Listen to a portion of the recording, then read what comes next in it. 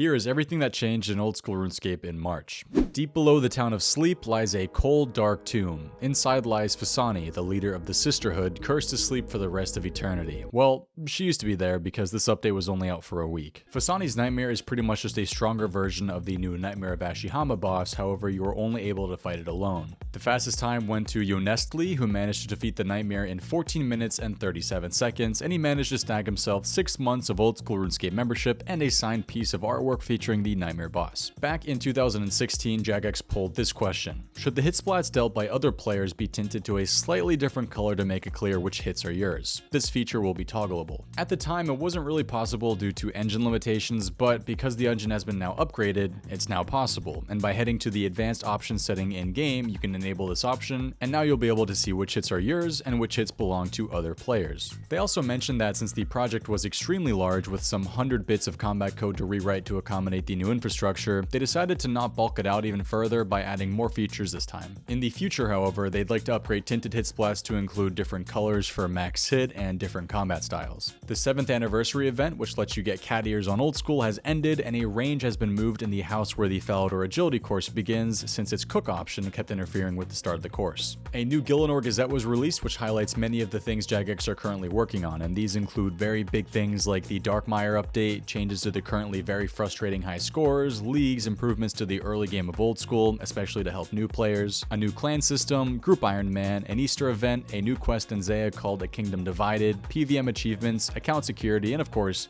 PvP. To quickly touch on a few things, out of all of these updates, which one are you guys looking forward to the most this year? Secondly, as most of you already know, the Old School RuneScape high scores are very clunky, slow, and in my opinion, very out of date. In your opinion, do you think it's time for an update of the Old School RuneScape high scores to make it more optimized, modern, and streamlined, or do you believe it's important to try to keep it how it is now to retain the nostalgic look and feel of how it used to be? When you think of minigames, I'm sure most of you guys think of things like Castle Wars, Pest Control, and the Fishing Trawler, but do you ever miss the days of Tears of Gothic, Stealing Creations, and Soul Wars? Well, thanks to some projects done in the personal time of the Jagex mods, Soul Wars is actually now a possibility, with much of the coding, graphical work, and modeling already done. If you can't remember, Soul Wars was a hugely popular minigame that combined PvP with PVM, where two massive teams went head-to-head in PvP fights and a PVM fight against the opposing team's avatar. A lot of players loved this minigame, and it's often been asked to be added back into Old School, and now it's very possible it will be. The prototype is working. The only question they have for all of you is, do you want to see Soul Wars in Old School?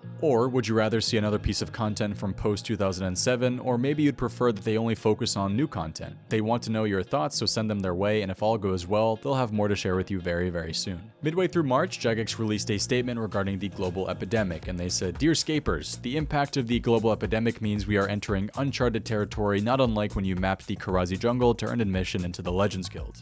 Nice. The Jagex mods are now going to be working from home, which means that there will be a small decrease in the number of streams and updates that go live, though they don't expect to see anything major change. I've got to say, although we are all a bit hard on Jagex sometimes, I think it's great to see them still working hard on the game we love during this time. Speaking of the current situation that's going on, and I'm sure you guys are very tired of hearing this, but make sure to wash your hands and practice social distancing. If you guys didn't know, the first 4 bars of Sea Shanty 2 are actually almost 20 seconds long. So the next time you guys go to wash your hands, make sure you guys hum it and you'll have a great time. The buy-in fee for competitive games and Last Man Standing has been removed. If you still want to compete for money, you'll still be able to do that on the high stakes world. In addition, they've made some changes in order to combat boxing in the minigame. If a player has shown no signs of valid progression, they'll become attackable while in combat with other players. Finally, Bloody and Bloodier keys now have a chance to give mithril seeds, which can be used only in the minigame. And now to the most important update of the month: female characters now hold mud stabs correctly. The length of the Seractus respawn timer has been reduced from 30 to 10 seconds. The Crystal Implings loot table has been upgraded and now includes crystal shards and crystal acorns. The Elite Desert Achievement Diary reward will actually now drop you inside of the Temple of Narda, where you'll have better access to the Recovery Shrine. Back in the day, players used to come to this all the time, but since the introduction of the pools in your player-owned house, they stopped coming here. But, now this update actually teleports you right next to the shrine. Do you guys think this is going to be, a game changer, or are people going to stick with the POH? The talk option has been removed from a number of ham members, so unless they are one of the few with an attack option, option, pickpocketing them will be much easier. A few unnecessary sentences have been removed from the dialogue that plays when contacting Slayer Masters via NPC contact, and the hunt ranges of long-tailed wyverns and talon wyverns have been reduced. Would-be wyvern slayers will find it easier to avoid the wrong subspecies for their task. The investigate and exit options on the Puro portal have been swapped so that it's actually possible to leave the area in one action.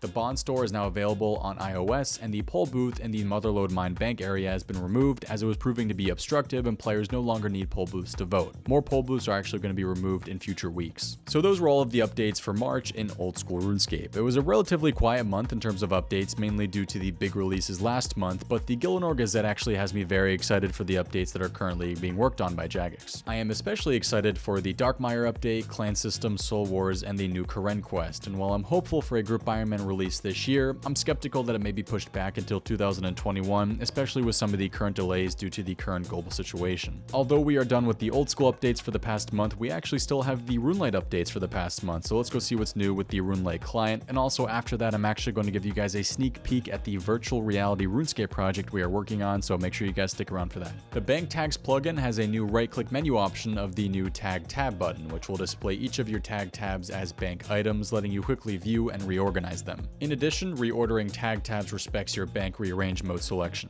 The Screenshots plugin now actually stores all automatic screenshots in subfolders according to the screenshot type, such as levels, quest, boss kills, valuable drops, pets, and more. A DPS Counter Plugin has been added which displays your DPS or just total damage to NPCs. If you are in a party, it will show a breakdown of each member's damage. A Driftnet fishing plugin was added which shows the status of your nets and highlights any fish you haven't tagged. The Interface Styles plugin has an additional new 2006 interface style, and the Friend Notes plugin can now display an icon next to friends who have notes. If you guys would like to read about these smaller improvements and bug fixes, I will link the RuneLite website below, and you guys can check out the updates for yourself. Also, if you guys have any questions about RuneLite or anything you want to know more about the client, the RuneLite Discord is a great place to ask questions and check everything out, so definitely join that if you guys want to. A couple of weeks ago, I uploaded a video called RuneScape Like You've Never Seen It Before, and in that video, I pretty much showed kind of a 3D version of the old school map, and I really just kind of instantly thought about VR RuneScape or virtual reality RuneScape. Quite a few of you guys actually messaged me about the potential of helping with something VR RuneScape related, and I have some good news. I have some very, very good news regarding the plan for this. So first of all, if you guys are interested in helping out with this,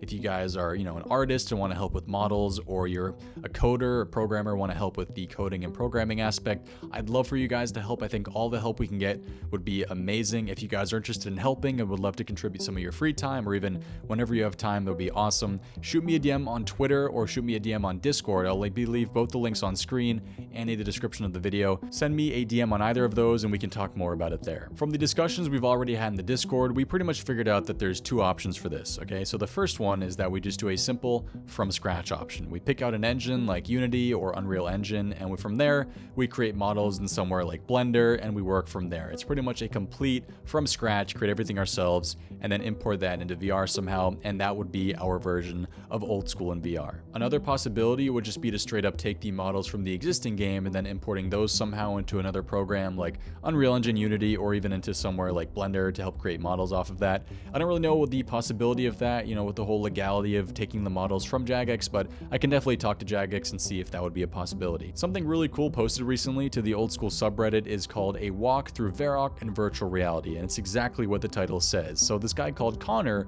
has been teaching himself to create 3D models with the intent to create a RuneScape map for the VR game Blade and Sorcery. His version of Varrock is very, very cool in VR, and I would definitely recommend checking out the entire video, which I will leave as a link in the description of this video. So that's another option. So the other option is a very exciting option, and that's the option to potentially just straight up get into the game, into the actual old school game in VR, which would be very, very cool. Somebody in the Discord actually found a way to do first-person RuneScape Classic, and in RuneScape Classic, they pretty much locked the camera to the person's head, and they were able to look around in first person on RuneScape Classic. And I talked to them, and they said it'd be a very, very good possibility you could do the same thing on Old School RuneScape. So that's another route we could potentially take with this. Again, it's in the very early stages of planning. I think the more input, the better. So the more people we have in there talking about it, the better chance we have of finding, a good route to take. But I think right now, a good starting point for something like this is to have two projects. One would be a from scratch project, so the people who are interested in helping with, modeling and working with an engine to potentially create something from scratch in Old School RuneScape, or I guess kind of relating to Old School RuneScape, would be an option. And then the second one is the people people who want to help with, theory crafting and even potentially help with the coding and programming behind doing something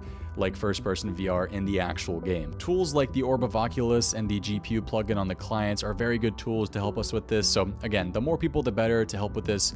I think it's a very exciting project, and although there's nothing we have, I guess, on our hands right now, aside from the video I showed you guys, I think it's a very exciting prospect. And the first time we ever really make any big progress on it, I'd love to show you guys a video, and I probably will create a dedicated video on this entire series. So that's going to be it for the video today. I'm very sorry for rambling here at the end. I'm just excited about the project. So like I said earlier, please send me a DM on Twitter or Discord if you guys would like to join the VR RuneScape Discord, and we can talk more about it there. So thank you guys again for watching today. Hope to see you next time. Have a good one, and peace.